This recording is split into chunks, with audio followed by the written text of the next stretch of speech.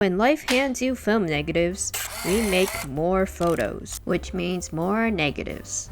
And more destruction to your wallet. So you just got back your film from the lab or just finished developing and scanning. And you don't know what to do with all those negatives. Fear not, I have a solution. Binders. Why talk about organizing film negatives? It doesn't make me a better photographer. So let me show you how I could. Here's what you'll need. A ring binder that has sleeves inside. I bought mine from Dollarama and they can hold a good amount. Or if you can't find a binder with sleeves, you can get a regular binder and buy these print file sleeves instead. They're about $10 to $12 Canadian at B&H Photo, or you can check out your local camera store or lab.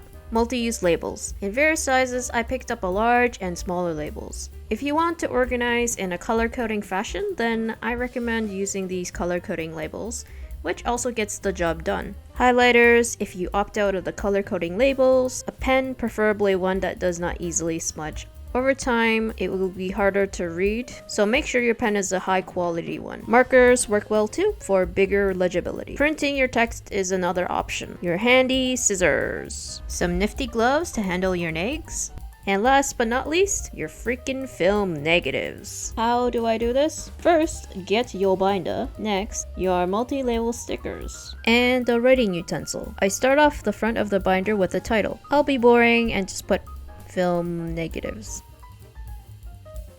Sad face, cause it's pessimistic, and I'm at number 4. I'll put in the date of the first film negative. I keep to just the month and year. You can be more accurate and include specific days, up to you. And then I just leave the section blank for when I fill up the entire binder with the goodies.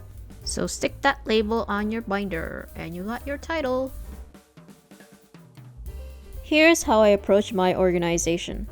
Think about how you want to best label your negatives. I simply go with the camera model, film stock, and date of development.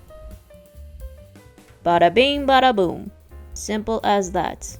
Say you shoot with your favorite camera or film stock often, and you're too lazy to write all of the words down. You can use your small multi-purpose labels and make abbreviations. For example, I could put KO for Kodak Portra 400, or FU for Fujifilm Pro 400H, and for cameras, Fujifilm GA645 Pro, so I can just write FGA645. There's also the highlighter route where you can use a different colored highlighter to signify a particular film stock or camera.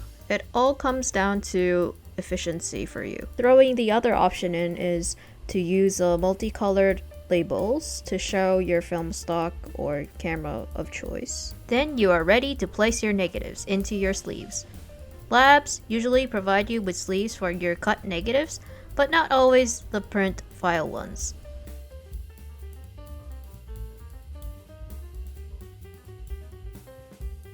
So you can stick them in just like this.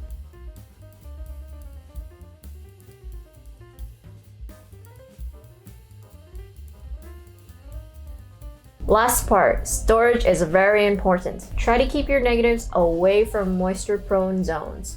Much like their film stocks, they deteriorate over time. I'd say keep it in an enclosed space at room temperature, maybe in a drawer or cabinet. That's it! You are organized! Organized! Like I said, there's so many things you can try with this system, but I just showed you what I normally do with mine. Some people use colored sticky notes, large text, separate binders for color versus black and white film, 120mm versus 35mm, professional in one, personal in the other, project-based binders. The list goes on and on and on and on and on. For extra protection from those dust bunnies encroaching on your babies, you can get a safety binder that encloses all the way around. Organization is just as important, even if it's like an office desk job. Make it fun like the office. It will make your photography life much easier. It will help you find your negatives a lot quicker. If you want to rescan a negative, or if you need a print for a client. So yeah, let me know if I'm missing anything.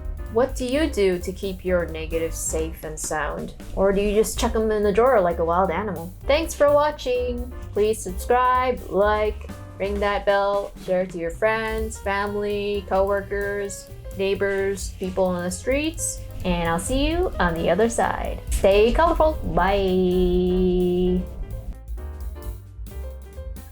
So you just got your film back from a film lab, or you just finished developing?